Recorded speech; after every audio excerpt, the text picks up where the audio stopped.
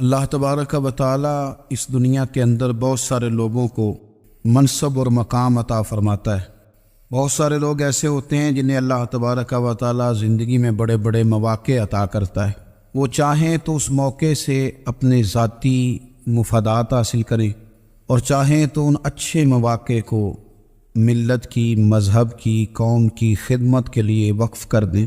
کچھ لوگ ایسے ہوتے ہیں کہ جو کسی مقصد کے حصول کی طرف سفر تو کر رہے ہوتے ہیں، لیکن اس کے پیچھے زیادہ تر ان کے ذاتی مفادات کار فرما ہوتے ہیں اور وہ اپنے دنیاوی مقاصد کے لیے، اپنے اور اپنے خاندان کے دنیاوی فوائد کے لیے کوشش کر رہے ہوتے ہیں۔ ایسے لوگ بھی محدود رہ جاتے ہیں، ان کی سوچ بھی محدود رہ جاتی ہے اور کئی دفعہ کچھ تھوڑی دیر کے لیے ان کے نام ابھرتے ہیں اور پھر ہمیشہ کے لیے دب جاتے ہیں۔ کچھ لوگ ایسے ہوتے ہیں جو زندگی کے اندر اللہ کے لیے، اللہ تعالیٰ کی رضا کے لیے، رسول پاک صلی اللہ تعالیٰ علیہ وسلم کی خوشنودی حاصل کرنے کے لیے، دین کی، ملت کی، ملک کی سربلندی کے لیے آگے آنا چاہتے ہیں۔ میرا رب کریم قرآن مجید سورہ حج میں ارشاد فرماتا ہے کہ الذین ان مکناہم فی الارض، کچھ لوگ ایسے ہیں کہ اگر ہم انہیں زمین میں اقتدار دیں، زمین میں اگر ہم انہیں قابو دیں تو وہ کیا کریں گے؟ اقاموا الصلاۃ و آتوا الزکوٰۃ، وہ نماز قائم کریں گے، زکوٰۃ ادا کریں گے، وامروا بالمعروف، نیکی کا حکم دیں گے، ونہوا عن المنکر، اور لوگوں کو بری باتوں سے منع کریں گے۔ وہ دینی، فکری، اصلاحی انقلاب برپا کر دیں گے، نماز کو عام کریں گے، زکوٰۃ کو عام کریں گے، بھلائی کا حکم دیں گے اور برائی سے منع کریں گے۔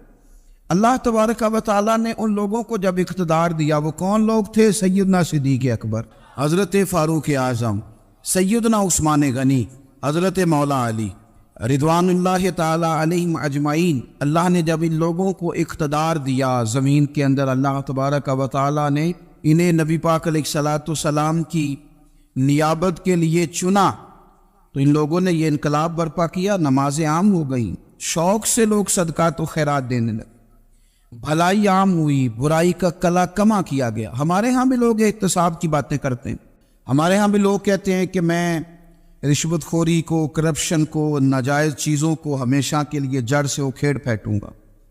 لوگ دوسروں سے مطالبہ کرتے ہیں کہ یہ سارے کام جائز کریں، لیکن خود اس پر عمل کرنے کو تیار نہیں ہوتے۔ یاد رکھ لیں کہ یہ جو احتساب ہے، یہ انسان کی اپنی ذات سے شروع ہوتا ہے۔ آپ جب نظام احتساب دنیا کے اندر مستحکم کرنا چاہتے ہیں تو اس میں پھر آپ کو اپنی ذات کو سامنے پیش کرنا پڑے گا۔ آج ہم بات کرنے جا رہے ہیں سیدنا فاروق اعظم رضی اللہ تعالیٰ عنہ۔ تو جناب عمر فاروق رضی اللہ تعالیٰ عنہ کا جو نظام احتساب ہے، انہوں نے اس کو گھر سے شروع کیا تھا، اپنے آپ سے اس کا آغاز فرمایا تھا۔ ہمارے ہاں یہ ہوتا ہے کہ جس بندے کے اکاؤنٹ میں اچھے خاصے پیسے ہیں، وہ بل جمع کرانے جائے تو اسے لائن میں نہیں لگنا پڑتا، مینیجر صاحب اسے آگے بلا لیتے، تو وہ بعد میں کیا کہہ رہا ہوتا ہے؟ کہتا دیکھو اللہ نے کتنی عزت دی ہے، مجھے لائن میں نہیں لگنا پڑا۔ بھائی لائن میں لگنا تو آپ کا یہ تھا کہ آپ سمجھتے ہیں کہ سارے مسلمان ہیں، مومنین ہیں، برابر ہیں، تو میں کسی کو تکلیف میں مبتلا نہ کروں۔ جب آپ آگے چلے گئے تھے تو آپ نے بہت سارے لوگوں کا حق مارا تھا، وہ لائن میں جو لگے ہوئے تھے ان کا وقت لمبا ہو گیا تھا۔ آپ نے تو اپنے آپ کو احتساب کے لیے پیش ہی نہیں کیا، بلکہ آپ نے کہہ دیا کہ جناب میرا تو رتبہ اعلیٰ ہے، لہذا یہ میرا حق بنتا تھا، مجھے تو استحکام ملنا چاہیے تھا۔ یہاں بہت سارے لوگوں نے اپنے حق میں چیزوں کو اور رنگ میں پیش کیا۔ سیدنا فاروق اعظم رضی اللہ تعالیٰ عنہ نے اس نظام احتساب کو اپنے گھر سے شروع فرمایا۔ حضرت عمر فاروق رضی اللہ تعالیٰ عنہ اپنے بچوں سے فرمایا کرتے تھے کہ جب میں حکم لوگوں کو کروں گا نا، اپنی رعایا کو، مسلمانوں کو میں کوئی حکم دوں گا تو تمہیں پہلے اس پر عمل کرنا پڑے گا۔ آپ فرمایا کرتے تھے یاد رکھنا لوگ تمہیں اس طرح دیکھیں گے، لوگ اس طرح تمہیں دیکھیں گے جس طرح گوشت کھانے والا پرندہ گوشت کو دیکھا کرتا ہے۔ چیل گوشت کھاتی ہے تو کیا کبھی اس کو پیغام بھیجنا پڑا ہے کہ تو آجا یہاں گائے مر گئی ہے، بھینس مر گئی ہے؟ خود بخود اس کی نظر ہوتی ہے، وہ پہنچ جاتی۔ جناب عمر فرمانے لگے میرے گھر والوں، میرے بیٹوں، میری بیٹیوں، میری اہلیہ، لوگ تمہیں اس طرح دیکھیں گے جس طرح گوشت کھانے والے پرندے دیکھتے ہیں، لہذا میں جب کسی کو عمل کروں تو پہلے تمہیں اس پر عمل کرنا پڑے گا جب میں کسی کو حکم دوں۔ آپ فرمانے لگے یاد رکھنا اگر تم نے میرا حکم نہ مانا تو غیروں نے حکم نہ مانا تو انہیں ایک سزا ملے گی، اور اگر میرے گھر والوں نے نہ مانا تو ڈبل سزا ملے گی، تم پر ڈبل سختی کی جائے گی کہ تم نے میری بات کیوں نہیں مانی۔ یہ نظام احتساب ہے۔ ہم نہ دوسروں کے بچوں کا گلا کاٹ کے اپنے بچوں کی خوشیاں لینا چاہتے ہیں، ہم چاہتے ہیں کہ دوسروں کے بچوں کے حصوں کا مال میرے گھر میں آ جاتا ہے۔ کچھ لوگوں کی سیاست چل جاتی ہے، کچھ لوگوں کا فریب اور فراڈ کام کر جاتا ہے، لیکن وہ گھر روشن نہیں ہوتے۔ ان گھروں میں پیسہ ہوتا ہے پر قرار رخصت ہو جاتا ہے، ان گھروں میں آسانیاں اور وسعتیں تو آ جاتی ہیں لیکن ایک دوسرے کا احترام ختم ہو جاتا ہے۔ سیدنا فاروق اعظم رضی اللہ تعالیٰ عنہ کا یہ طریقہ تھا کہ وہ اپنے بچوں پر سختی کرتے۔ آپ ہمارے ملک میں یہ نظام ہے، موجودہ حکمران ہو یا ان سے پچھلے، بچے سب کے ملک سے باہر رہتے ہیں، یہاں رہتے ہیں تو محلات میں، باہر جاتے ہیں تو بڑی بڑی آسائشوں میں۔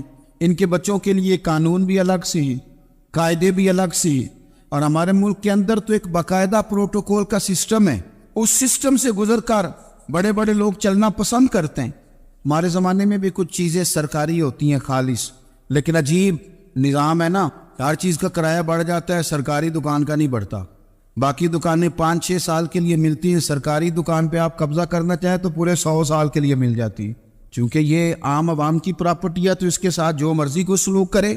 ایک سرکاری چراگاہ تھی جس کے اندر جانور چرا کرتے تھے، ہمارے یہاں بھی پنجاب میں کچھ جگہیں ہوتی ہیں تو ہم لوگ کہتے ہیں شام لاٹ ہے، سرکاری چراگاہ میں جانور چرا کرتے تھے۔ حضرت عمر فاروق رضی اللہ تعالیٰ عنہ کے صاحبزادے سیدنا عبداللہ ابن عمر رضی اللہ تعالیٰ عنہ نے بھی ایک اونٹ خرید لیا، تو سب لوگوں کے جانور سرکاری چراگاہ میں چرتے تھے، آپ نے بھی اپنا جانور وہاں چرنے کے لیے کھانے پینے کے لیے چھوڑ دیا۔ وہ جب اونٹ آیا تو پتلا تھا، کچھ دنوں کے بعد وہ فربا ہو گیا، طاقتور ہو گیا، موٹا تازہ ہو گیا۔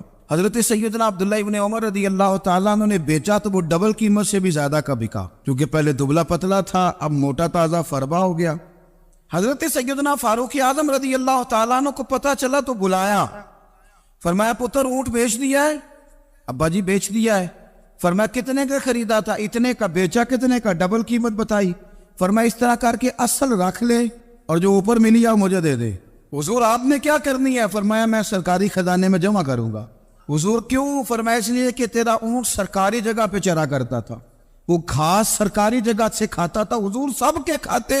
حضرت عبداللہ ابن عمر کہنے لگے سب کے کھاتے ہیں؟ آپ فرمانے لگے تو سب میں شامل نہیں ہے، تو امیر المومنین کا بیٹا ہے، تجھے میں یہ حق نہیں دے سکتا، تیرے اوپر تھوڑی سختی زیادہ کی جائے گی، تجھے یہ حق نہیں ملے گا۔ تو اپنے اونٹ کو چونکہ سرکاری چراگاہ میں چرایا کرتا تھا، لہذا تجھے وہ جو اصل رقم یہاں جمع کرانی پڑے گی۔ ہمارے تو بچے پہلی بات تو یہ ہے کہ بات ہی نہیں سنتے، یہ سب کے بچوں کی بات کر رہا ہوں، وہ ٹیچر کے بچے ہوں، سیٹھ کے بچے ہوں، پیر کے بچے ہوں، امام صاحب کے بچے ہوں، کسی کے بچے ہوں، پہلے تو سنتے نہیں۔ اور اللہ خیر کرے اگر آپ کوئی سنانا چاہیں تو فوری طور پر وہ ہوم منسٹری کے پاس پہنچ جاتے، ان کی اماں ان کی وکیل بن جاتی، آپ کہہ ہی کچھ نہیں سکتے، حالات رخ بدل جاتے۔ اس کا نقصان یہ ہوتا ہے کہ ان کو تراشا نہیں جا سکتا، ان کو ہیرے نہیں بنایا جا سکتا، ان کے اوپر کچھ ایسی میل کچیل چڑھ جاتی ہے جو بڑی عجیب و غریب ہوتی ہے۔ اور کچھ لوگ ایسے ہوتے ہیں جو خرابی کرنے میں بھی اپنا کردار ادا کرتے ہیں، خرابی کرنے میں، اور بڑے لوگوں سے منسلک ہونے کے لیے لوگ رستے تلاش کرتے ہیں، رستے۔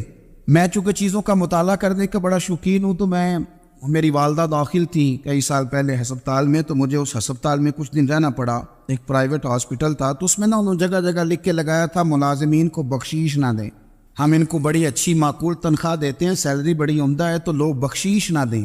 میں نے جو مینجمنٹ کے لوگ تھے ہاسپٹل کی، ان میں سے ایک سے میں نے کہا کہ اگر کوئی بندہ اپنی خوشی سے دینا چاہے تو آپ نے بڑا موٹا لکھ کے لگایا برائے مہربانی ان کو بخشیش نہ دیں۔ اس نے بڑی قیمت، سادہ آدمی تھا پر میری بڑی اس نے مجھے بات بتائی، مجھے نفع ہوا۔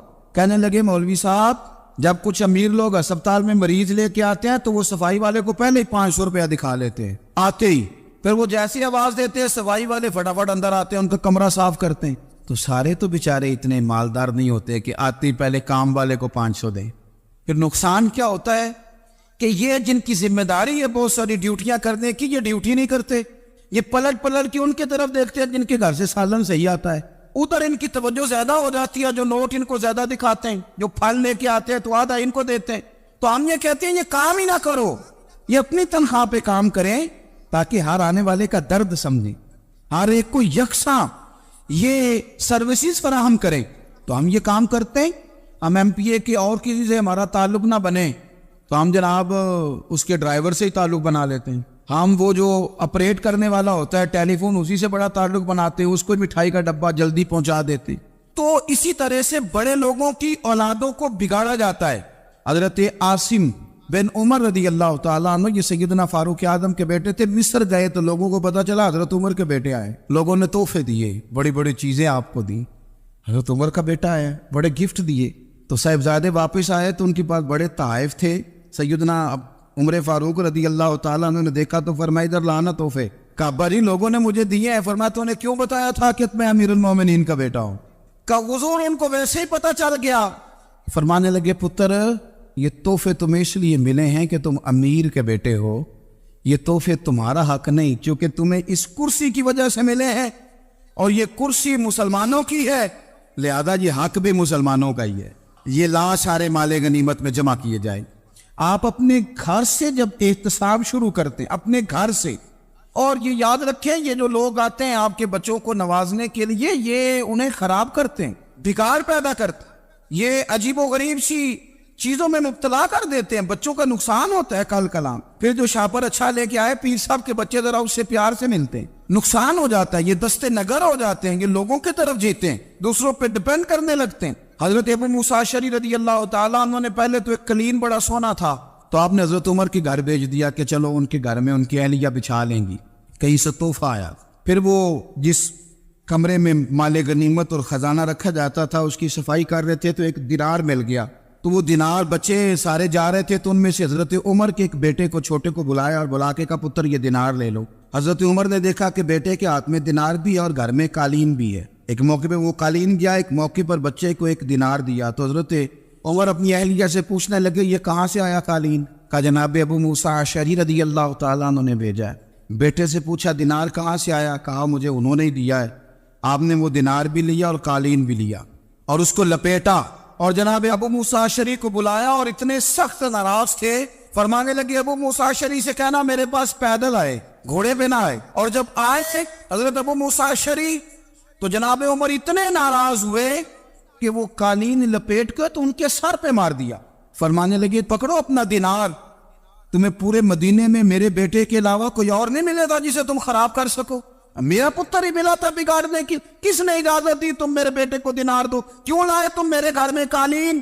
حضرت عمر فاروق رضی اللہ تعالیٰ عنہ فرمانے لگے میں زمین پہ سونے کا عادی ہوں, زمین چٹیل بھی ہو تو رب کا بندہ بن کے سوتا ہوں تو اللہ مجھے آرام اور سکون کی نیند عطا فرما دیتا ہے. مجھے تمہارے مخملوں کی اور قالینوں کی ضرورت نہیں ہے. احتساب یہاں سے شروع ہوتا ہے بھائی. یاز ہم نہ اپنے گھر میں بیٹھ کے مایوس باتیں کرتے ہیں, اور فلانے کے بچے کہاں پہنچ گئے, فلانے کے بعد بڑا پیسہ آ گیا, میں کچے مکان میں رہوں, میں یہ کروں, دیکھو مجھے نہیں سہولی. یہ تو آپ مایوسی والی باتیں کر رہے ہیں, یہ تو آپ کمزور باتیں کر رہے ہیں. یہ تو اس طرح کی باتیں تو ہارے ہوئے لوگ کرتے ہیں.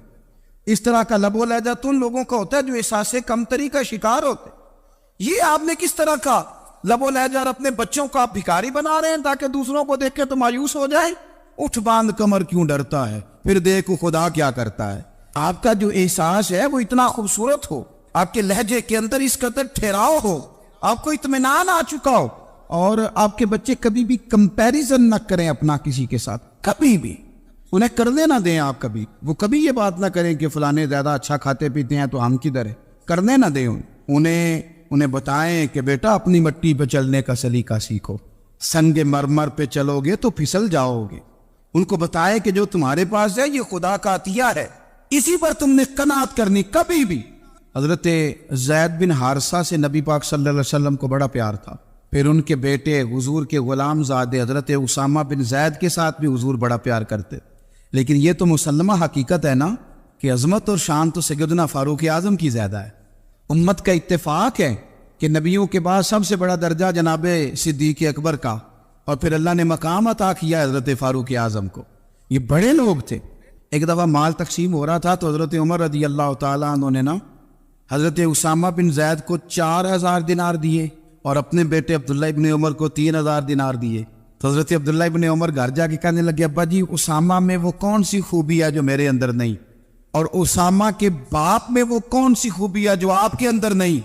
تو حضرت عمر کی عاجزی دیکھیے, حالانکہ بال اتفاق دنیا جانتی ہے کہ جناب عمر فاروق رضی اللہ تعالیٰ عنہ افضل ہیں، پھر بھی پتہ اپنے بیٹے سے کیا کہتے ہیں؟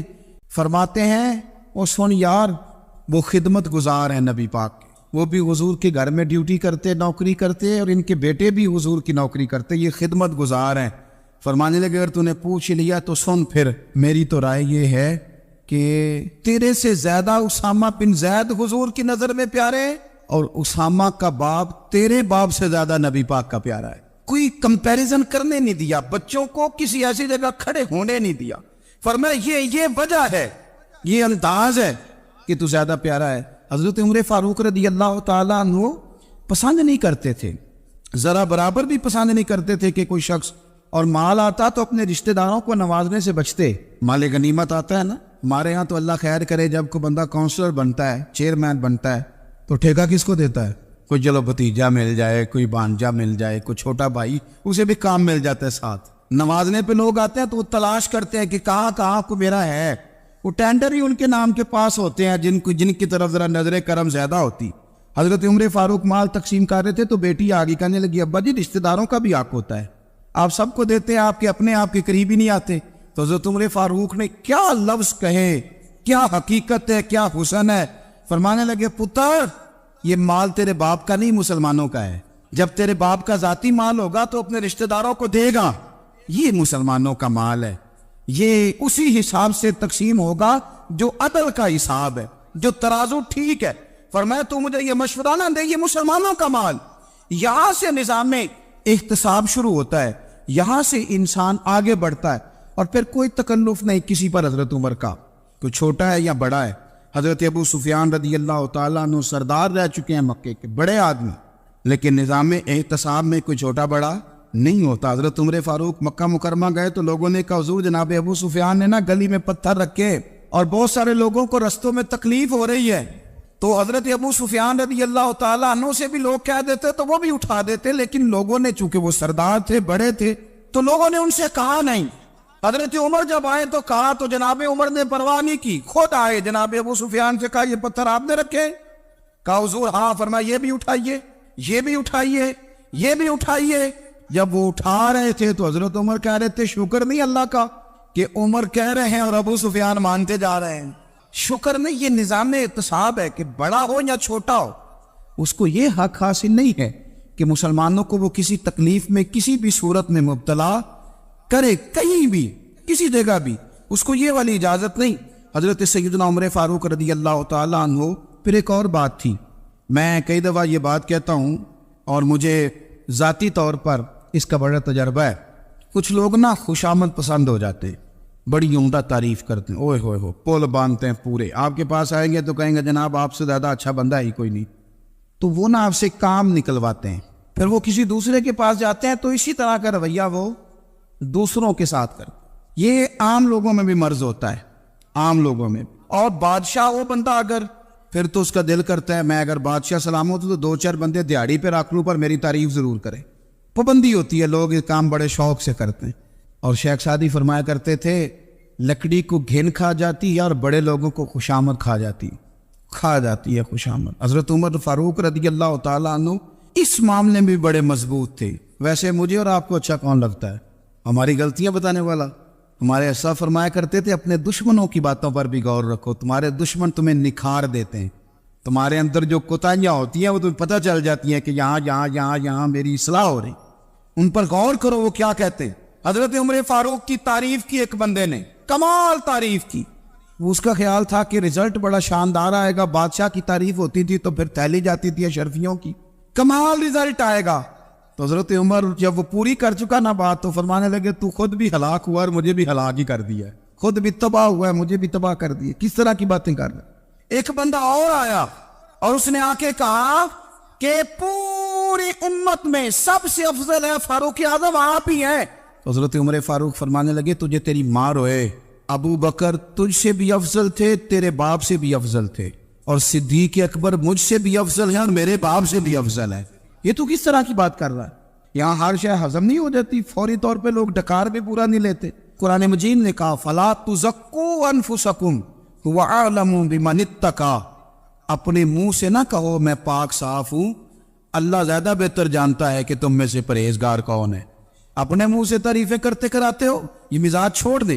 حضرت عمر رضی اللہ تعالیٰ عنہ پسند نہیں کرتے. ایک آدمی نہ چلتا تھا وہاں تو بڑا متکبرانہ چال کے ساتھ چلتا. حضرت عمر نے دیکھا, یہاں تک احتساب فرماتے, زمین پہ زور زور سے پیر پٹکتا, چال بڑی اس کی متکبرانہ, لوگ بڑے پریشان ہوتے. حضرت عمر نے ایک دن سمجھایا, باز نہیں آیا. اگلے دن پہ درہ نکال لیا, لگائے 4 درے, فرمایا آج کے بعد نہ چلنا اس طرح مدینے میں پیر پٹک پٹک کے. اس وقت تو اسے غصہ لگا, لیکن کچھ دیر کے بعد نا جب غصہ اترا تو حضرت عمر کے پاس آیا, کہنے لگا حضور اللہ آپ کا بھلا کرے, آپ نے درے نہیں مارے, آپ نے تو شیطان بھگا دیا جو میرے ساتھ چمٹا ہوا تھا. چمٹا ہوا شیطان آپ نے مجھ سے بھگا دیا. یاد رکھیں مسند امام احمد بن حنبل میں حدیث ہے, اللہ کے پیارے رسول صلی اللہ علیہ وسلم فرماتے ہیں جو دنیا میں متکبرانہ چال کے ساتھ چلتا ہے نا, قیامت کے دن وہ اللہ سے اس حال میں ملے گا کہ رب اس سے ناراض ہوگا. متکبرانہ چال سے نہیں چلیں گے. تو حضرت فاروق اعظم رضی اللہ تعالیٰ عنہ کا یہ طریقہ تھا کہ آپ خیال کرتے, اور پتہ کس طرح کا آپ کا مزاج تھا, فرماتے تھے تقسیم کرو, دوسروں کا بھی خیال رکھو. جس طرح بندہ دیوانہ وار نہیں لوگوں کا خیال رکھتا کہ بندہ بگڑے کوئی نہ, دیوانہ وار. کچھ لوگ تبلیغ کرتے ہیں رسمی, اور کچھ لوگ ایسے ہوتے ہیں جو لوگوں کی اصلاح میں دیوانے ہو جاتے. ان کی خواہش ہوتی ہے یہاں بھی بندہ ٹھیک ہو جائے, یہاں بھی بندہ ٹھیک ہو جائے, یہاں بھی بندہ ٹھیک. کچھ لوگ کڑی نگرانی کرتے ہیں کہ انسان بگڑنے نہ پائے. حضرت عمر فاروق رضی اللہ تعالیٰ عنہ نا گوشت والی دکان کے پیچھے جا کے بیٹھ گئے کئی دنوں تک. وہ کہنے لگا حضور یہاں کیا ہے؟ فرمایا تو اپنا کام کرنا. گوشت والی دکان پہ بیٹھے, کام کر اپنا, نگرانی کرنے لگے حضرت عمر. پھر آپ نے نا وہ بندے پکڑ لیے. کون؟ جو 2 دن مسلسل گوشت خریدنے آئے, پکڑ کے کھڑا کر لیا. فرمایا تو کل بھی گوشت لینے آیا تھا؟ حضور ہاں. فرمایا آج پھر کھائے گا؟ حضور جی. تو آپ فرمانے لگے کیا تیرے محلے سے غربت ختم ہو گئی ہے؟ تیرے رشتہ دار سارے پیٹ بھر کے کھاتے ہیں, تو 2 دن گوشت لینے آتا ہے. فرمایا آج کے بعد مسلسل گوشت لینے آیا تو درے سے ماروں گا, خبردار یہ کام نہ کرنا. یہاں تک نظام احتساب کا جب خیال رکھا جائے پھر حالات بگڑا نہیں کرتے, پھر وہ قابو میں رہا کرتے. حضرت عمر فاروق رضی اللہ تعالیٰ عنہ اس ترتیب کے ساتھ اصلاح کرتے, اس ترتیب کے ساتھ. سیدنا فاروق اعظم رضی اللہ تعالیٰ عنہ کی ایک بات آخر میں عرض کرنی ہے, وہ میں بھی اپنے اوپر لاگو کروں, آپ بھی غور کریں. حضرت عمر فاروق رضی اللہ تعالیٰ عنہ نے نا خط لکھا حضرت ابو موسیٰ اشعری کو. آپ فرمانے لگے یاد رکھنا جو گورنر, جو امیر اپنے رب کریم کی فرما برداری کرتا رہتا ہے نا, اس کی رعایا بھی اس کی فرما برداری کرتی.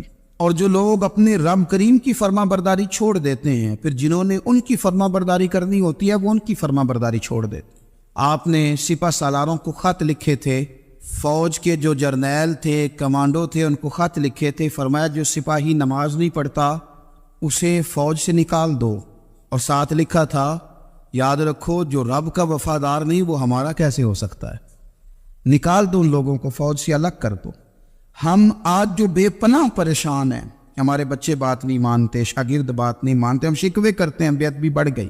ادب کے ساتھ میں گزارش کروں گا بڑوں کی بارگاہوں میں, جو میری طرح کے بڑے بنے ہوئے ہیں, بزرگوں سے نہیں بات کرتا, ان سے میں کہوں گا کہ ہمیں ایک دفعہ اپنے اوپر بھی تو غور کر لینا چاہیے. کہیں ایسا تو نہیں ہے کہ ہم جب تک اللہ تعالیٰ کے فرما بردار تھے, جب تک ہم تقوی کے معیار پر تھے, ہماری بات ماننے والے ہماری بات مان رہے تھے. کہیں ایسا تو نہیں کہ ہم اس معیار سے ہل گئے ہیں, تو اب جو ہمارے فرما بردار تھے وہاں سے ہل گئے.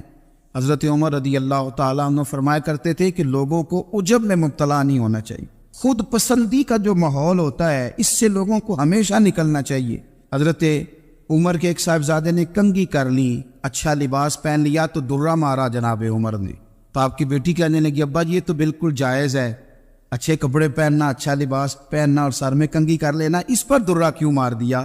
تو آپ فرمانے لگے بیٹا یہ خود پسندی میں مبتلا ہونے لگا تھا, یہ اپنے آپ کو بہت بھلا سمجھنے لگا تھا, اس کا خیال تھا کہ میں یوں, میرے علاوہ کوئی نہیں. یہ اس مقام پہ جا رہا تھا جہاں اس کی تربیت رک جاتی, اس لیے درہ مارا ہے. ایک دفعہ حکومتی معاملات کے اندر آپ کی اہلیہ نے مشورہ دینا چاہا, بڑے کام بیویاں نہیں کرتی, بڑے بڑے معاملات میں مداخلت نہیں کرتی. ہمارے بر صغیر میں وہ بادشاہ نہیں گزرا کہ جو فیصلہ کرتا تھا تو کرسی پہ بیٹھ جاتا تھا اور پردے کے پیچھے اس کی بیوی بیٹھ جاتی تھی, اور جب وہ فیصلہ سنانے لگتا تو یوں گردن پیچھے کرتا اور اہلیہ جو کہتی وہ فیصلہ سنا دیتا. لیکن ایک دفعہ خاتون نے ایک آدمی کو حضرت عمر نے معزول کیا تو آپ کی اہلیہ نے، اس آدمی کی اہلیہ حضرت عمر کی اہلیہ سے ملی ہوگی، تو خاتون نے ذرا سفارش کرنی چاہیے، تو جناب عمر فاروق رضی اللہ تعالیٰ عنہ کے ہاتھ میں عصا تھا، ڈنڈا تھا، 2-3 دفعہ زمین پہ مارا، فرمایا تمہیں کس نے اجازت دی ہے حکومتی معاملات میں مشورہ دینے کی؟ یہ مشورہ مولا علی دیں گے یا عثمان غنی دیں گے؟ آپ کو کس نے اجازت دی؟ وہ حکومتی معاملات، وہ مسلمانوں کا اجتماعی معاملہ، وہ مسلمان دیکھیں، آپ کو اس میں آنے کی اجازت نہیں ہے۔ جو آپ کی ذمہ داریاں ہیں، آپ کے حقوق ہیں، ان پر آپ بات کریں۔ تو بھائی نظام میں احتساب اپنی ذات سے شروع کریں۔ ہماری اولادیں، ہمارے بچے، وہ باہر سے انہوں نے زیادہ اثر نہیں لیا، ہم نے انہیں بتایا ہے کہ ہم بڑے غریب ہیں، ہم بڑے مجبور ہیں، ہم تو بڑے کمزور ہیں، ہماری تو سنتا کوئی نہیں، یہ تو امیروں کا ملک ہے، اس میں تو فلانے کو اہمیت حاصل ہے۔ ان باتوں نے ہمارے بچوں کو کمزور کیا ہے، ان باتوں نے ہمارے بچوں کے دلوں میں احساس کمزوری پیدا کیا ہے۔ آپ ان کو جینا سکھائیں، آپ ان لوگوں کو بتلائیں کہ رب کریم نے جو تمہارے لیے بہتر سمجھا وہ تمہیں اپنے فضل سے بڑا عطا فرمایا ہے۔ آپ ان کو ان کے مقام پر رہ کر خوددار اور قناعت پسند ہونا سکھائیں۔ آپ یقین کریں گھر امن والا بن جائے گا۔ بچے اگر بھنا ہوا گوشت کھا رہے ہوں اور پھر بھی لاڑی رہے ہوں کہ مسالہ میری مرضی کا نہیں، سٹائل میری مرضی کا نہیں، ٹیسٹ میری مرضی کا نہیں، یہ والا گوشت میں نے نہیں کھانا، یہ اس طرح کر کے بھنا ہوتا تو پھر میں نے کھانا تھا، وہ زیادہ خوفناک صورتحال ہو جاتی ہے۔ لیکن اگر ابا جی، اماں جی، گھر والے کھیتوں میں کام کر رہے ہوں اور بچے اچار کے ساتھ روٹی لے کے جائے اور بننے میں بیٹھ کے، پھٹے پہ بیٹھ کے وہ پھر کھانا شروع کریں، اور جب وہ اچار آئے اور وہ ایک دوسرے کو کہیں کہ آج تو 2 کلے ہو گئے میرے کام کے، اس دفعہ تو دیکھنا ہماری فصل کتنی شاندار ہوگی، ایک دوسرے کو دیکھ دیکھ کے وہ ہنسی اور مسکرائے اور ان کی باتوں میں لذت ہو، اور پھر وہ کہیں کہ آم بڑے اچھے مل گئے تو دیکھو اچار کتنا سونا آ گیا ہے، دیکھو یہ کہ کس قدر زیادہ اچھا ٹیسٹ ہے، تیل بھی بڑا اچھا ہے، گل بھی بڑے وقت پہ گیا ہے۔ آپ یقین کریں یوں لگتا ہے کہ کائنات کی سب سے بہترین روٹی یہ لوگ کھا رہے ہیں۔ یہ سوچ حضرت عمر نے ہمیں دی ہے۔ حضرت عمر کا بیٹا مصر گیا، وہاں سے کمائی کر کے لایا، تجارت کرنے گیا، لاکھوں کا مال۔ کون سا باپ ہے دنیا میں جس کا بیٹا باہر سے پیسے لے کے آئے تو ابا تفصیل پوچھے کہ بیٹا کہاں سے کمائے، کہاں سے لایا، کتنے ملے، کیوں آئے؟ کون سا باپ تفصیل پوچھتا ہے؟ ابا تو کہتا ہے لا صحیح، اور تعریفیں کرتا ہے میرا بیٹا بڑی کمائی کرتا ہے۔ کبھی پوچھا ہے اس سے کہ ڈیوٹی صحیح دیتا ہے کہ نہیں؟ کبھی پوچھا ہے کہ تو ایمانداری کی روزی لاتا ہے کہ حرام کی کماتا ہے؟ یہ باپ کی ذمہ داری ہے، یہ اماں کی ذمہ داری ہے۔ پھر کہتا ہے بیماری کیسے آ گئی، پریشانی کیسے آ گئی؟ تو نے کبھی سوال کیا اپنی اولاد سے؟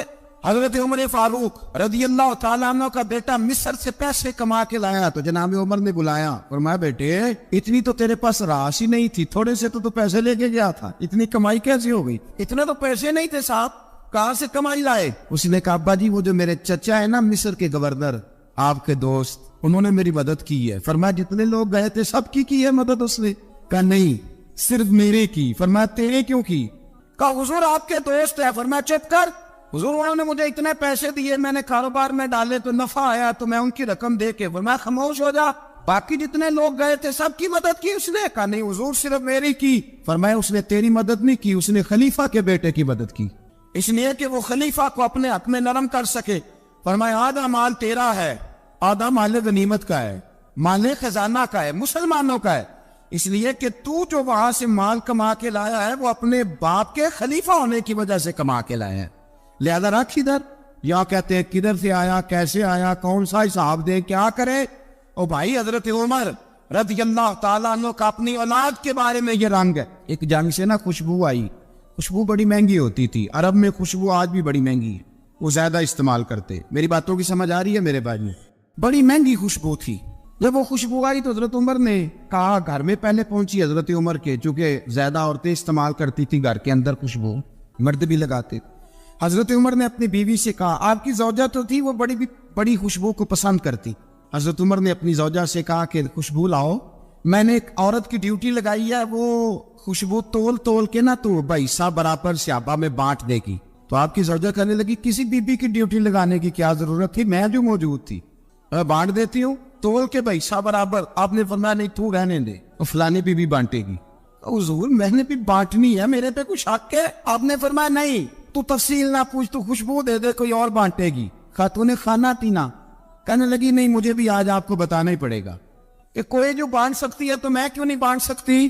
زوجہ کہتی عمر نے بات کی تو میری چیخیں نکل گئیں. حضرت عمر فرمانے لگے جب تو خوشبو بانٹے گی نا تیرے ہاتھوں کو بھی لگے گی, تیرے دوپٹوں کو بھی لگ جائے گی. اگر رب کریم نے مجھ سے سوال پوچھا کہ عمر خوشبو تو مسلمانوں کی تھی, تیری بیوی کے دوپٹے کو کیوں لگ گئی, تو میں اللہ کے حضور کیا جواب دوں گا؟ اگر اللہ نے یہ سوال کیا کہ تیری بیوی نے کیوں لگائی, وہ تو حصہ تھا مسلمانوں کا, تو تو نے تیری بیوی نے کیوں لگائی؟ تو فرمایا میں نہیں چاہتا کہ اللہ کے حضور مجھے اور تجھے باز پرس ہو, لہذا کسی اور کو بانٹنے دے. زوجہ روئی اور تڑپ کے کہنے لگی عمر مجھے لگتا ہے صبح قیامت بھی تیری بیوی ہونے کی وجہ سے اللہ مجھے جنت عطا فرما دے گا, تیری زوجہ ہونے کی برکت سے. بھائی یہ معیار رکھا, خدا کی قسم ایسا شخص تاریخ میں دوبارہ نہیں آیا. اتنا بڑا آدمی, اتنا بڑا شخص, اتنا بڑا آدمی, اور پھر رنگ یہ ہے کہ عمر 22 لاکھ مربع میل کا حکمران, اور کھجور کے درخت کے نیچے مٹی کا ڈیلا لے کے سو گئے ہیں, پرواہ کوئی نہیں, کوئی مسئلہ ہی نہیں. 2 غلام ساتھ بیٹھے, ایک روٹی حضرت عمر نے گھر سے منگوائی, تھوڑا سا سرکہ, تو غلام کہنے لگے ہم نے بھی کھانی ہے. فرمایا کوئی حرج نہیں, روٹی کو پیٹ بھر کے کھانا ضروری تو نہیں, 3 حصوں میں بانٹ لیتے. ایک آدمی آیا ہوا تھا مصر کا رہنے والا ملنے کے لیے, اس نے پوچھا عمر کدھر ہے, تو کہا وہ ادھر جاؤ مسجد میں بیٹھے ہوں گے, اور واپس آیا تو کہنے لگا وہاں تو 3 غلام بیٹھے, ایک روٹی بانٹ کے کھا رہے ہیں, لگتا ہے کئی دنوں سے روٹی نہیں ملی. کہا 3 غلام تو کوئی نہیں, وہاں 2 ہی تھے, تیسرے تو امیر المومنین تھے. اس نے کہا نہیں 3 غلام ہیں, کپڑے بھی ایک طرح کے پہنے ہوئے, بلکہ 2 کے تو پھر صحیح ہے, تیسرے کے تو زیادہ ماڑے ہیں. کپڑے بھی ایک طرح کے, کھانا پینا بھی ایک طرح کا, اور ان کا نشست برخاست بھی ایک طرح کی ہے, لہذا کوئی فرق نہیں. حضرت ابو ہریرہ کہتے ہیں میں لے کے آیا, اور جناب عمر کو جب میں نے کچی زمین میں تامت سمیٹ بیٹھے دیکھا تو میں رو پڑا. میں نے اس مصر سے آنے والے کو کہا تو اس کے جلوے دیکھ, اگر اس کی ذات میں اتنا حسن ہے تو محمد عربی کا مقام کیا ہوگا, مقام غور.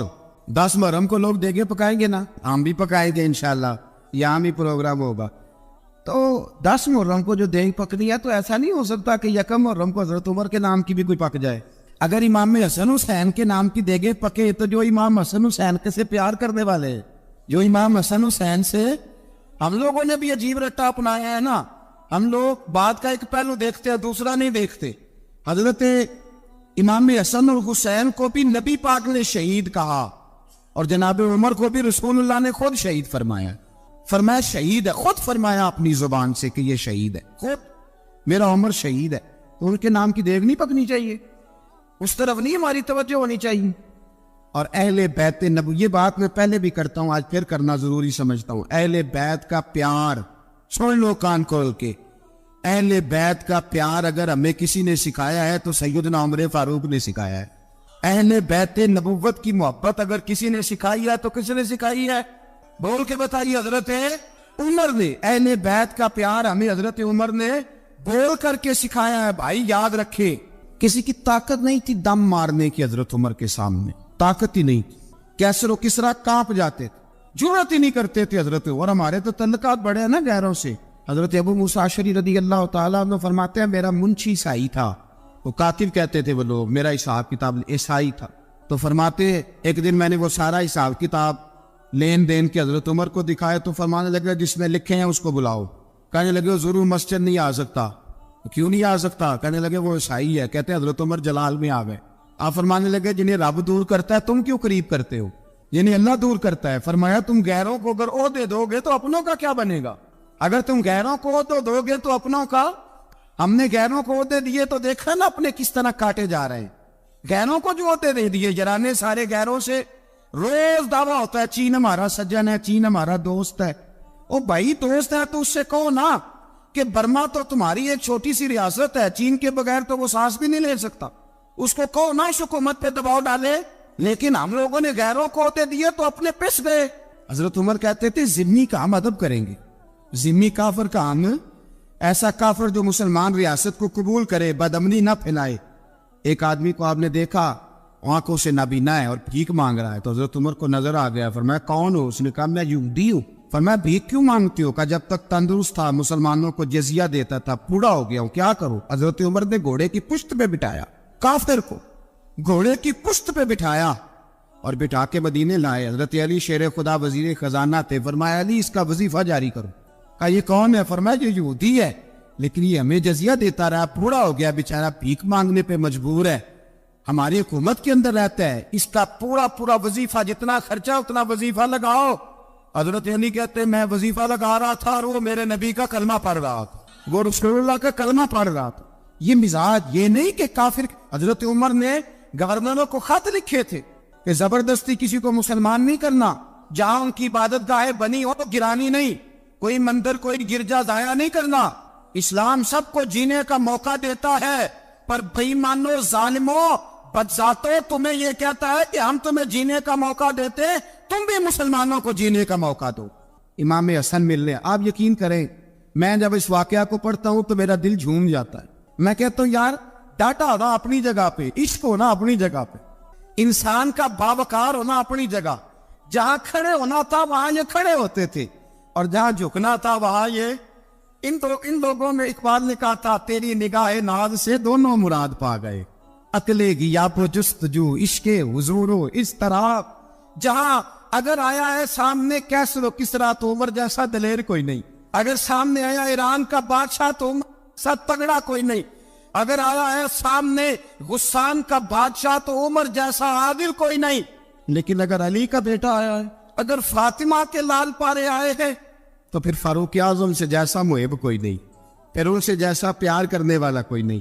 اندر بیٹھے ہیں جناب عمر, اندر تنہائی میں کچھ وزیروں سے گفتگو ہو رہی ہے, میٹنگیں جاری ہے.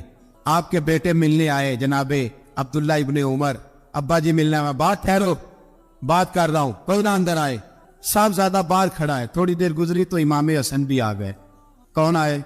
آپ کو عجب ملے گا امام صاحب کا نام لینے سے, وہ سردار ہے جنتیوں. حسن تیری نسل پاک میں ہے بچہ بچہ نور کا, تو ہے نور تیرا سب کرانا. امام حسن آئے تو حضرت عبداللہ ابن عمر کو دروازے پہ کھڑے دیکھا. امیر المومنین کہاں ہیں؟ کہنے لگے حضرت عمر کے بیٹے. کہنے لگے وہ اندر بیٹھے, کچھ میٹنگ ہو رہی ہے اور انہوں نے کہا کوئی اندر نہ آئے, لیکن آپ جانا چاہے تو چلے جائیں. تو انہوں نے کہا جب آپ باہر کھڑے ہیں تو مجھے کوئی اتنا ضروری کام نہیں, اور ابھی زور کی نماز تھوڑی دیر میں ہوگی, میں مسجد میں مل لوں گا امیر المومنین سے. یہ بات کہہ کے امام حسن چلے گئے. یار اتنی بڑی بات نہیں تھی. اور میرے استادوں کا بیٹا بھی آئے تو کہا ٹھیک ہے جی وہ سوئے ہوئے, کوئی غرض نہیں یار میں ٹھہر کے آ جاؤں گا, کوئی بڑی بات نہیں تھی. دیکھا جائے تو بڑی بات نہیں تھی, پر بات بہت بڑی تھی, اس لیے کہ یہ خالی حسن نہیں ہے, حسن ابن علی ہے, یہ حضرت فاطمہ کے لخت جگر. حضرت عمر باہر نکلے, عبداللہ ابن عمر سے پوچھا کوئی آیا تو نہیں؟ تو کہا حضور امام حسن آئے تھے. تو کہا پھر شہزادے کو اندر کیوں نہیں بھیجا؟ کہا میں نے کہا تھا. وہ کہنے لگے اگر امیر المومنین مصروف ہیں تو میں ظہر میں مل لوں گا. حضرت عمر رونے لگے. فرمایا بیٹے تو نے اچھا نہیں کیا. پھر مسجد نہیں گئے, سیدھے امام حسن کے دروازے دستک دی. امام حسن باہر آئے. کہا شہزادے آئے تھے تو ملے کیوں نہیں؟ تو امام حسن کہنے لگے حضور آپ کا اپنا بیٹا دروازے پہ کھڑا تھا, اور منع بھی کیا تھا آپ نے, تو میں زور میں مل لیتا. حضرت امام حسن فرماتے جوش جذبات میں جناب عمر نے سر سے پگڑی اتار دی. جوش کے جذبات کہنے لگے حسن میرے بیٹے کا اور آپ کا کیا مقابلہ؟ کیا اس کی ماں کا نام فاطمہ الزہرا ہے؟ کیا اس کی نانی کا نام خدیجہ الکبریٰ ہے؟ کیا اس کے نانے کا نام محمد مصطفیٰ ہے؟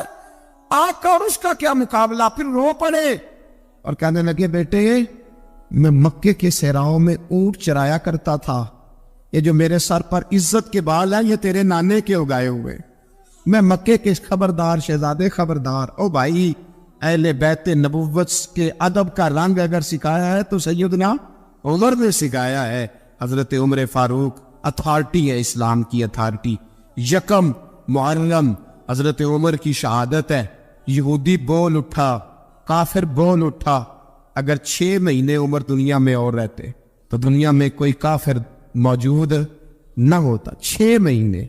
اور جب اس بطل جلیل کا جنازہ اٹھا, اللہ بخاری پڑھیے نا, اللہم ارزقنا شہادت فی سبیلک, اللہ بسترے کی موت نہ دینا, شہادت ہی دینا. عمر شہید ہوئے, مسجد نبوی میں نماز پڑھاتے, اور جب جنازہ اٹھا تو مدینے کا پھر پیچھے جو دلیر بچے وہ مولا علی تھے. جناب عمر کا جنازہ اٹھا تو سب سے پہلی آئے جو نکلی وہ حضرت علی کی زبان سے نکلی, اور حضرت ساری داڑھی سور سے بھر گئی. لوگوں نے کہا کہ علی کیا ہوا؟ فرمانے لگے تم دیکھ نہیں رہے جنازہ کس کا اٹھا ہے؟ پلٹ کے دیکھو تو صحیح، پتہ نہیں یہ کون گیا ہے؟ کہ حضور کیا ہوا؟ آپ فرمانے لگے عمر اس طرح کے کام کر کے گیا ہے، اب ان کے رستوں پہ کون چلے گا؟ کون اس کے جگر راہ وفا میں نقش ایسے چھوڑ آیا ہوں، میں جس منزل سے گزرا ہوں وہ اب تک یاد کرتی ہے۔ حضرت علی حضرت عمر کے جنازے پہ کھڑے ہو کے کہتے ہیں اللہ مجھے اس طرح کے عمل کرنے کی توفیق دے جس طرح کے عمر کر کے گیا۔ میرے بھائی قتل عزیز، قتل حریت، حضرت عمر رضی اللہ تعالیٰ عنہ جو اپنی زندگی انقلاب والی گزار کے گئے۔ عمر جب دنیا سے گئے تو 80 دینار کا قرضہ تھا، 22 لاکھ مربع میل کا حکمران، اور اپنے بیٹے سے کہنے لگے بیٹے کوشش کرنا تیرے خاندان والے مل کے میرا قرضہ اتار دے، میری قبر پہ بوجھ نہ رہے، اور اگر خاندان والے مدد نہ کریں تو میرے دوستوں سے بات کرنا، وہ مدد نہ کریں تو پھر علی سے بات کرنا۔ ان کا پیار آپس میں اتنا، اور تو اختلاف ثابت کر رہا۔ 80 دینار کا قرضہ چھوڑ کر حضرت عمر دنیا سے گئے، اور جاتی دفعہ کہہ گئے میرے بعد میرے بچوں کو حکومت کے مشورے میں بھی شامل نہ کرنا، حکومت کے مشورے میں بھی میری اولاد شامل نہ ہو۔ اتنا بڑا شخص اتنا بڑا رنگ دے کے یکم محرم کو جب عمر فاروق کا وصال ہوا تو بیٹے سے کہنے لگی اماں عائشہ سے جا کے کہو میرا بھی نبی پاک کے روزے میں دفن ہونے کو دل کرتا ہے۔ ایک قبر کی جگہ ہے اماں جی نے اپنے لیے رکھی ہے، بخاری یا بخاری۔ حضرت عائشہ کے پاس صاحبزادے گئے، کہنے لگے اماں جی عمر کو زخم لگ گیا ہے، حالت بڑی پریشانی والی ہے۔ وہ کہتے ہیں اگر اماں اجازت دے۔ سید عائشہ رو پڑی، فرمانے لگی کہ اپنی قبر کی جگہ تو نہیں نہ کسی کو دیتا، پر عمر نے کمال ہی بڑا کیا، اسے کہو جاؤ گنبد خضرا میں قیامت تک جو مصطفیٰ پہ اور ابو بکر پہ سلام پڑے گا وہ تجھ پہ بھی سلام پڑھ کے جائے، جاؤ میں نے جگہ دی۔ حضرت عمر فاروق رضی اللہ تعالیٰ عنہ مدینے کی گلی سے گزر رہے، امیر المومنین ہے، مدینے کی گلی سے گزر رہے ہیں، ایک گھر کے اندر سے بچیوں کے رونے کی آواز آئی، بچیاں رو رہی ہیں، اور بچی اپنی ماں سے کیا کہتی ہے؟ کہتی اماں ابو بکر تو اب انتقال کر گئے، حضرت عمر کا پہلے دن ہے خلافت کا، اب ہمارا کیا بنے گا؟ ابو بکر تو وصال کر گئے۔ حضرت عمر فاروق رضی اللہ تعالیٰ عنہ نے رونے کی آواز سنی، دروازے پہ دستک دی، کہا بیٹو کیا بات ہے؟ تو بچیاں کہنے لگی عمر ہمارے ابا جی ہماری 10-15 بکریاں ہیں، تو ہمارے والد صاحب ان کا دودھ دھو کے بیچا کرتے تھے، گزارا ہو جاتا تھا۔ جس دن ابا جی فوت ہوئے تو اس دن سے لے کر ابو بکر صدیق روز عصر کے بعد آیا کرتے تھے، ہماری بکریوں کا دودھ دھو کے دیتے تھے، کچھ ہم پیتی تھی کچھ بیچ لیتی تھی، گزارا چلتا تھا۔ جس دن ابو بکر صدیق خلیفہ بنے تو ہم نے جا کے کہا ابو بکر اب کون دودھ دھوئے گا؟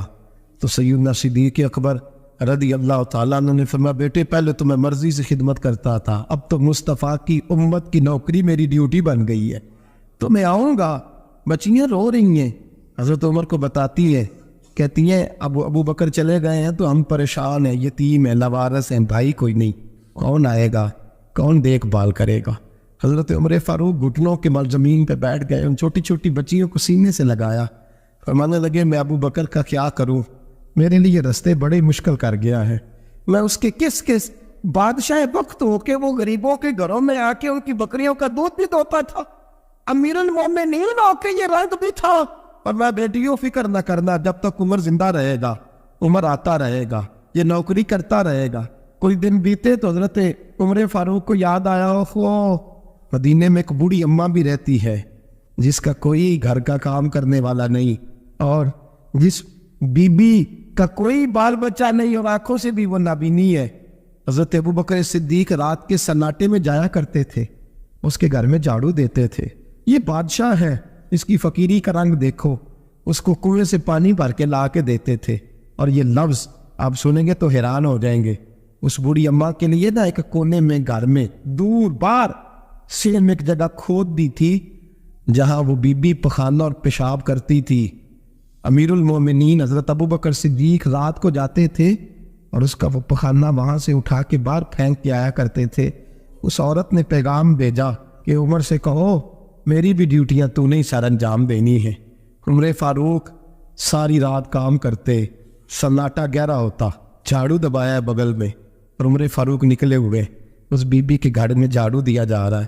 حضرت انس بن مالک فرماتے ہیں میں نے آخری عمر میں بھی اس بوڑھے عمر کو دیکھا ہے، اس بڑھاپے میں بھی میں نے اس شخص کو دیکھا ہے کہ جب وجود کمزور ہو گیا، داڑھی سفید ہو گئی، لیکن پھر بھی اس کا انداز نہیں بدلا۔ اس نے ساری زندگی بادشاہی میں فقیری کر کے گزار دی، یہ پھر بھی کسی کے گھر میں جھاڑو دیتا ہے، کسی کی بکریوں کا دودھ دھوتا ہے، یہ کسی غریب میرے دوست یہ۔ اور جب سیدنا فاروق اعظم رضی اللہ تعالیٰ عنہ خطبہ دینے بیٹھتے تو کپڑے پھٹے ہیں، پیبند لگے ہیں، مزاج سادہ ہے، بڑا مال آیا ہے، بڑا مال، لیکن تقسیم کر دیا۔ اور یہی انداز آگے اپنے گورنروں کو دیا۔ حضرت سعید بن عامر رضی اللہ تعالیٰ عنہ آپ کے گورنر ہیں، حمص کے گورنر ہیں۔ جب لسٹ آئی نا غریبوں کی، حضرت عمر نے کہا کہ حمص کے جتنے غریب لوگ ہیں ان کی لسٹ بنا کے بھیجو، ان کو چندہ لگانا ہے۔ تو 17ویں 18ویں نمبر پر حضرت سعید بن عامر کا نام بھی آ گیا، گورنر صاحب کا۔ تو حضرت عمر نے سوچا شاید کوئی اور سعید بن عامر ہے، فرمانے لگے یہ کون ہے؟ جس کی ڈیوٹی لگائی تھی اس سے کہنے لگے یہ سعید کون ہے؟ تو کہا حضرت جی ہمارے صوبے کا گورنر۔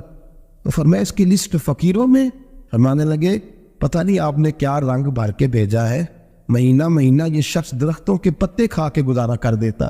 کہ یہ میں فرشتوں کی کہانیاں نہیں سنا رہا آپ کو، میں آپ کو جنات کی جہار میں بالا کی باتیں نہیں، اس دھرتی پہ بسنے والے، اس دھرتی پہ وقت گزارنے والے میرے رسول پاک کے تیار کردہ ہیروں کی باتیں عرض کر رہا ہوں۔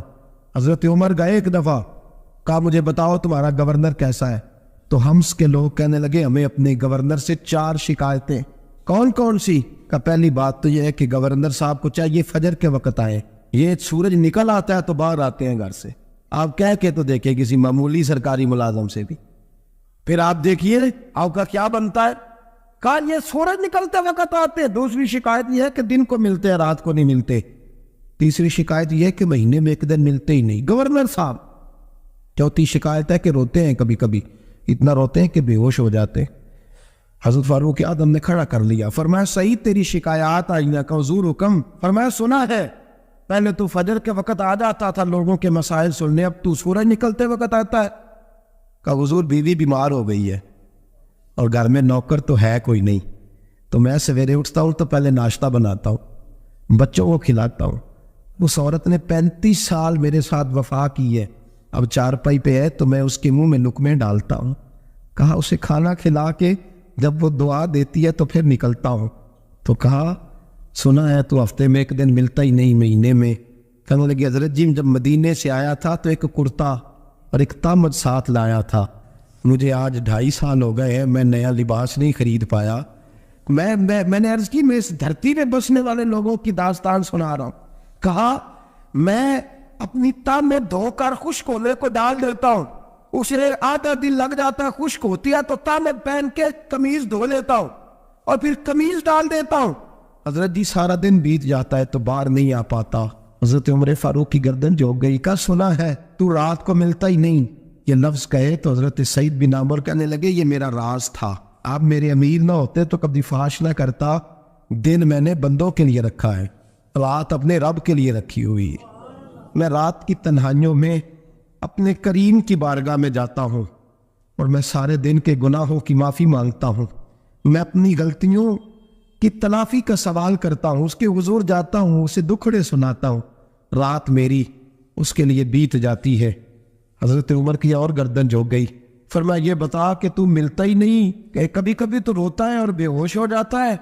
حضرت جی 40 سال کی عمر میں کلمہ پڑھا ہے، جب 40 سال کے پچھلے گناہ یاد آتے ہیں تو کب پھر میں ضبط نہیں کر پاتا، وہ خطائیں، وہ پاپ، وہ جرم، وہ خطائیں جب سوچتا ہوں کہ رب کھڑا کر کے پوچھے گا بتا یہ جرم کیوں کیا، تو وہ احساس مجھے پریشان کر دیتا ہے۔ حضرت جی میں پھر برداشت نہیں کر پاتا، پھر میں تڑپ اٹھتا ہوں، میری یہ کوتاہیاں ہیں، بتائیے کیا کہتے ہیں؟ حضرت فاروق اعظم نے گردن اٹھائی تو آنکھوں میں آنسو تھے، کہنے لگے یا اللہ مجھے اس جیسے کچھ اور گورنر بھی عطا فرما، یا اللہ اس جیسے کچھ اور گورنر بھی۔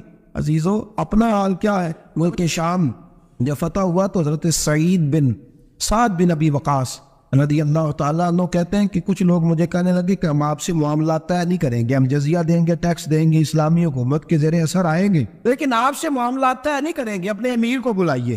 تو حضرت سیدنا سعد بن ابی وقاص کہتے ہیں میں نے خط لکھا، فرماتے خط لکھا، حضرت عمر کو. میں نے کہا جناب آئیے. جواب میں حضرت عمر نے خط میں جواب لکھا کہ فلاں دن فلاں تاریخ فلاں وقت میں ملک کے شام پہنچ جاؤں گا.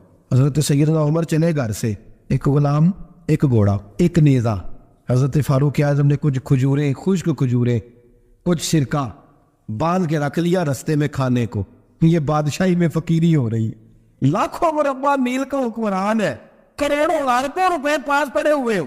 وہ ساری چیزیں رکھ لی اور سیدنا عمر فاروق رضی اللہ تعالیٰ عنہ چلنے لگے. اب غلام سے کہنے لگے بھئی میرا گھوڑا ذرا ماڑا ہے، کمزور ہے، طے کر لیں اتنے میل تو گھوڑے پہ بیٹھے گا، میں پیدل چلوں گا. پھر اتنے میل میں گھوڑے پہ بیٹھوں گا، تو پیدل چلے گا. ملک شام پہنچنے کا وقت آ گیا. جب وقت آیا تو پیدل چلنے کی سواری حضرت عمر کی تھی، ان کی باری تھی پیدل چلنے کی، اور سواری پر سوار ہونے کی باری غلام کی تھی. تو یہ لوگ رشتے کرتے ہیں نا تو کرائے کی کار لے کے چلے جاتے ہیں. بعد میں وہ پوچھتے ہیں کہ تجھے تے کار تے آئے سو. ہم اپنے آپ کو بنانے کے لیے جھوٹی انا بھی خریدنی پڑے تو خریدنے سے ہم پرہیز. ہم جو بتاتے ہیں وہ ہم ہوتے نہیں، اور جو ہوتے ہیں وہ ہم بتاتے ہیں. حضرت سیدنا عمر فاروق رضی اللہ تعالیٰ عنہ سواری پہ غلام ہے، خود پیدل ہے. اور حال کیا ہے؟ بارش ہوئی تھی تو کچھ پانی کھڑا تھا چھوٹے چھوٹے جوہڑوں میں، چھوٹے چھوٹے تالاب بنے ہوئے تھے، پانی کھڑا تھا. تو حضرت عمر فاروق رضی اللہ تعالیٰ چمڑے کے جوتے پہنے، وہ جوتے دونوں اتار کے تو بغل میں دبا لیے. حضرت سعد بن ابی وقاص فرماتے ہیں اسی بغل میں نیزہ رکھ لیا اور تامت تھوڑا اونچا کر لیا کہ پانی سے چلنا ہے، اور غلام کو گھوڑے پہ بٹھایا ہے اور گھوڑے کی لگام پکڑی ہے تو یوں پیچھے رکھی ہوئی ہے.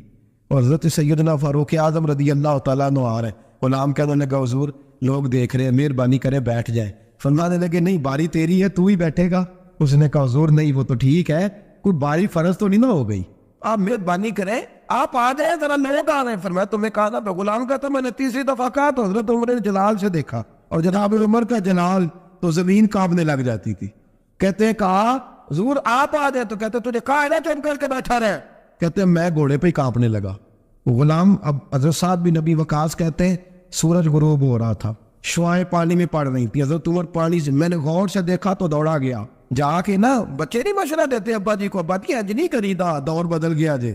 کہتے میں دوڑا گیا اور جا کر کے حضرت سیدنا عمر فاروق کو کہا حضور مہربانی کریں، ٹھیک ہے آپ کی درویشی سے کون آگاہ نہیں، وزیر کھڑے ہیں، سفیر کھڑے ہیں، بڑے بڑے عمراء بڑے بڑے ملکوں کے حکمران ہیں، آپ مہربانی کریں یہ تم ذرا نیچا کریں، اور جوتا پہن لیں، اگر خراب ہو گیا تو اللہ نیا بھی دے دے گا، اور مہربانی کرے ذرا غلام کو کہے نیچے آ جائے.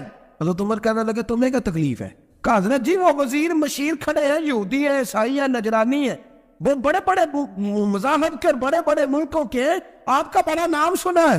حضرت سیدنا سعد بن ابی وقاص فرماتے ہیں میرے ساتھ اتنا ترش رویہ حضرت عمر کا پہلے کبھی نہیں ہوا. کہتے ماتھے پہ شکن آیا اور کہنے لگا تجھے تیری مار ہوئے، ان 4 لوگوں کے لیے میں اپنے نبی کا طریقہ چھوڑ دوں، ان 4 دنیا داروں کے لیے نبی پاک کا طریقہ چھوڑ دوں. فرمانے لگے سر سے پگڑی اتاری حضرت عمر نے جلال میں، فرمانے لگے میرے سر پہ جو بار ہے نا یہ مجھے کسی دنیا دار نے نہیں دیے، یہ ساری عزتیں مجھے آمنہ کے نام دے عطا فرمائی ہے، اور میں ہوں محبوب کا طریقہ ان 4 لوگوں کی خاطر چھوڑ دوں. فرمایا قرآن کہتا ہے ان اللہ یامر بالعدل والاحسان، جب میں نے خود عدل کا تقاضا یہ رکھا ہے کہ کبھی وہ بیٹھے گا کبھی میں بیٹھوں گا، باری اس کیا تو میں کیسے بیٹھ جاؤں. حضرت سعد بن ابی وقاص فرماتے ہیں اسی درویشی میں سلام اس پر کہ جس نے بادشاہی میں فقیری کی. کہتے ہیں اسی درویشی میں حضرت عمر پہنچے تو جو پہلے ڈرا کرتے تھے جب حضرت عمر آئے تو انہیں کامتے بھی دیکھا، روب اور بڑھ گیا، ان کے دلوں کے اندر حضرت عمر کا دبدبا اور بڑھ گیا، اور میرے کانوں میں کہنے لگے سعد پہلے سنا تھا لیکن دنیا سچی کہتی ہے، جو حال محمد اور محمد کے غلاموں کا ہے صلی اللہ علیہ وہ دنیا میں دوسرا کوئی حاصل کر سکتا. آج ہمارے پروٹوکول، ہمارے دبدبے، ہماری انا پرستیاں، ہمارے دعوے، ہمارے طریقے، میرے عزیزوں لوگ ہمیں آ کے مثال دیتے ہیں، کہتے ہیں یورپ کی فلاں گلی میں یہ ہوتا ہے.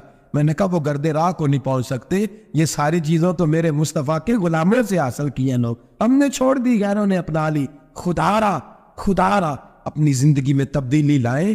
درویشی، سادگی، بے تکلفی، یہ زندگی حسین ہوتی ہے، یہ زندگی سکون والی ہوتی ہے، یہ زندگی اچھی ہوتی ہے، یہ فرحت اور تازگی والی ہوتی ہے. اپنے آپ کو ان تکلیفوں اور آلائشوں میں مبتلا نہ کرے. اگر اللہ مال دے، عزت دے، دولت دے، اللہ تعالیٰ نفاست عطا کرے تو پھر اپنے آپ کو سادہ کریں، آزاد کریں، کھلی ہوئی کتاب بنا کے اپنے آپ کو رکھیں۔ مجھے ایک بچہ کہنے لگا حضرت جی جب بھی آتے ہیں آپ کہیں بیٹھے مل جاتے ہیں، ہم کسی کو لا کے کہتے ہیں جناب حضرت جی بڑے مصروف ہیں اور آپ یہاں آگ تاپ رہے ہیں جلا کے، مہربانی فرمائیں۔ میں نے کہا یار 2-4 دن تو بن سور کے بیٹھنا بندے کے لیے آسان ہوتا ہے، سارا دن ملمہ سازی کر کے رکھنا اتنا آسان کام ہو تو ویسے بھی بندہ جو ہو وہ نظر آئے تو اس کے لیے زیادہ بہتر ہوتا ہے، جو ہو وہ دکھائی دے، وہ زندگی آسان ہو جاتی ہے، بہتر ہو جاتی ہے۔ اور ویسے بھی جو کھلی ہوئی کتاب ہوتی ہے اس میں لوگ مشکوک نہیں ہوتے، جو بندی ہوئی ہوتی ہے نا اس میں لوگوں کو خبر نہیں ہوتی کہ نہ جانے یہ کیا معاملہ ہے۔ میرے عزیزو اپنے آپ کو بے تکلف بنائے۔ بے تکلف سے مراد یہ نہیں کہ جیسے بے تکلفی ہم نے ایک غلط چیز کا نام بے تکلفی رکھ دیا ہے کہ جو آدمی بات پہ ٹھٹھا کرے، بات میں مذاق کرے، وہ بے تکلف ہوتا ہے۔ یہ تو بے تکلفی اسلام اس کو پسند ہی نہیں۔ بے تکلفی سے مراد یہ ہے کہ جھوٹی انا نہیں بنائے، جھوٹے معاملات اپنے گرد نہیں اوڑے۔ اپنی اگر اللہ آپ کو بہت زیادہ مال و دولت دیتا ہے تو جتنا وہ مولانا رومی کہتے ہیں جتنا ٹہنی پہ پھل زیادہ لگتا ہے نا اتنی وہ ٹہنی جھک جاتی ہے۔ جو اکڑی ہوتی ہے سمجھو وہ خالی ہوتی ہے۔ اگر آپ پھلدار ہیں تو پھر آپ کو جھکے، پھر آپ کو با اخلاق ہونا چاہیے، با محبت ہونا چاہیے، پیار والا ہونا چاہیے۔ زندگی میں اس چیز کو ضرور اپنائیے۔ بڑے لوگ وہی ہوتے ہیں ان کا کردار بڑا ہوتا ہے، بڑے وہی ہوتے ہیں جن کی بات بڑی ہوتی ہے۔ کوئی باتوں سے اور پروٹوکول سے کبھی بڑا نہیں ہوتا، ہمیشہ مدحت خیر الانام میں گزرے۔ دعا ہے یوں اور درود و سلام میں گزرے۔ آخر دعویٰ الحمدللہ۔